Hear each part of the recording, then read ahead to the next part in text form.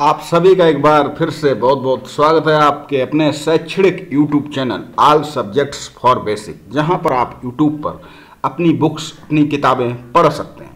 तो चैनल को सब्सक्राइब कर लें, चैनल से जुड़ जाएं और घंटी का बटन भी दबा दें। जो नीचे सब्सक्राइब का रेड कलर का बटन दिया उसे दबाकर आप चैनल से जुड़ जाएंगे।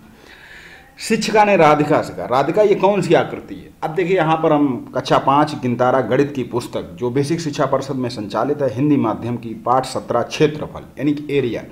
क्षेत्रफल होता क्या?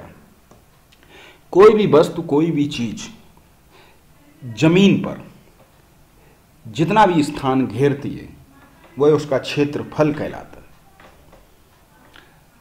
जितना स्थान घेरती है वो उसका क्षेत्रफल, फिर वो चाहे त्रिभुज हो, चतुर्भुज हो, वर्ग हो, आयत हो, कोई भी आकृति हो।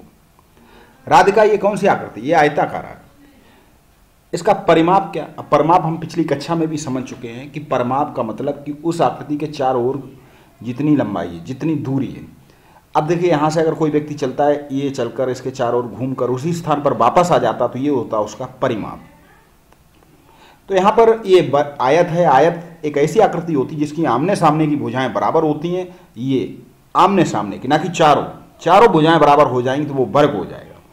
तो यहाँ पर एक आयत है, इसकी चौड़ाई 20 सेंटीमीटर, लंबाई 30 सेंटीमीटर। अब कहा गया कि इसका परिमाप, तो परिमाप का अर्थ हुआ कि 20 सेंटीमीटर ये, तो ये भी 20 सेंटीमीटर होगी, ये 30 सेंटीमीटर तो ये भी 30 सेंटीमीटर होगी। और जब चारों भुजाओं को जोड़ देंगे 30 30 60 20 80 20 100, तो इसका परिमाप 100 हो गया। इसका सूत्र क्या है? परिमाप बराबर आयत का परिमाप बराबर 2 गुणे लंबाई धन चौड़ाई, यानी इसको और इसको जोड़ दो, उसमें 2 का गुणा कर दो तो हमें आयत का परिमाप पता लग जाता है।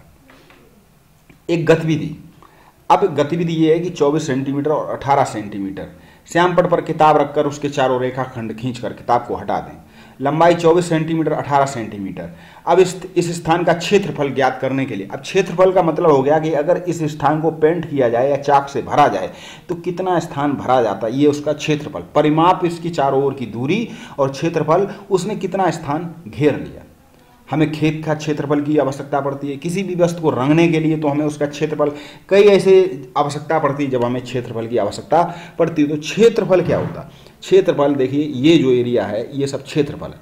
तो क्षेत्रफल का फार्मूला होता है लंबाई गुणे चौड़ाई, यानी कि लंबाई में चौड़ाई का गुणा कर दें तो हमें किसी भी आयत का क्षेत्रफल पता चल जाएगा। वर्ग का भी क्षेत्रफल हम इस तरह पता लगा सकते हैं। आयताकार क्षेत्र का क्षेत्रफल 24 गुणे 18 सेंटीमीटर यानी 432 वर्ग सेंटीमीटर। जी हाँ, यहाँ सेंटीमीटर था, यहाँ सेंटीमीटर, और जब सेंटीमीटर का सेंटीमीटर में गुणा हो गया तो हम यहाँ पर लिखेंगे वर्ग सेंटीमीटर।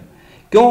क्योंकि अगर इसमें एक एक सेंटीमीटर के इधर लाइनें खींची हैं तो 24 लाइनें इधर होंगी, और इधर एक एक सेंटीमीटर की लाइनें खींची हैं तो 18 लाइनें इधर होंगी, और तभी 24 गुणे 18 यहाँ पर 432 खाने तैयार हो जाएंगे और वो वर्ग होंगे, क्योंकि उनकी 1 सेंटीमीटर लंबाई भी होगी, 1 सेंटीमीटर चौड़ाई भी, इसलिए कहते हैं 432 वर्ग सेंटीमीटर।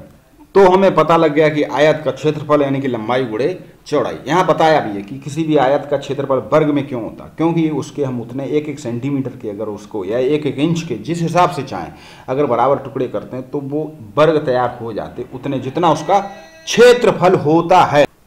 तो क्षेत्रफल को हम वर्ग इकाई में मापते हैं, इसलिए उसका क्षेत्रफल हमेशा वर्ग सेंटीमीटर में ले। जैसे 8 सेंटीमीटर लंबाई है, 5 सेंटीमीटर चौड़ाई, दोनों का गुणा किया 40 वर्ग सेंटीमीटर, क्योंकि इसमें 40 वर्ग तैयार हो गए। आप वीडियो को पॉज कर इसको पढ़ सकते हैं हर लाइन को, क्योंकि बहुत अच्छे से समझाया गया है। और बेसिक शिक्षा परिषद जो हिंदी माध्यम की पुस्तकें होती हैं बहुत ही सरल भाषा में लिखी गई होती हैं। अगर आप अंग्रेजी माध्यम के भी विद्यार्थी हैं तब भी आपको इन किताबों को पढ़ना चाहिए, और इसी उद्देश्य के लिए मैंने ये चैनल बनाया आप लोगों के लिए कि आप लोग हिंदी माध्यम की जो पुस्तकें उनका भी लाभ उठा सकें।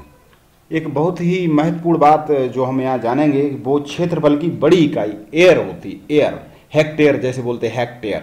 एयर का अर्थ ही होता है 10 मीटर गुणे 10 मीटर, यानी कि 100 वर्ग मीटर की जगह को हम 1 एयर कहते हैं, और 1 हेक्टेयर में 100 एयर होते हैं। आप लिख लीजिए, 1 एयर में 10 मीटर गुणे 10 मीटर और 1 हेक्टेयर के अंदर 100 एयर होते हैं। चलिए, वर्गाकार क्षेत्र का क्षेत्रफल। अब वर्गाकार क्षेत्र का क्षेत्रफल की बात करें तो वर्गाकार में लंबाई और चौड़ाई बराबर होती है। तो यहाँ पर हम लंबाई गुणे चौड़ाई ना लिखकर भुजा गुणे भुजा लिखते हैं, यानी कि भुजा गुणे भुजा यानी कि भुजा का वर्ग। तो वही ये 5 इधर भी 5 इधर भी, तो 5 का वर्ग, 5 वर्ग निकालने की भी विधि बताएंगे इस वीडियो के माध्यम से। अगले वीडियो में आप चैनल से जुड़ जाएं, आओ ऐसे भी समझें।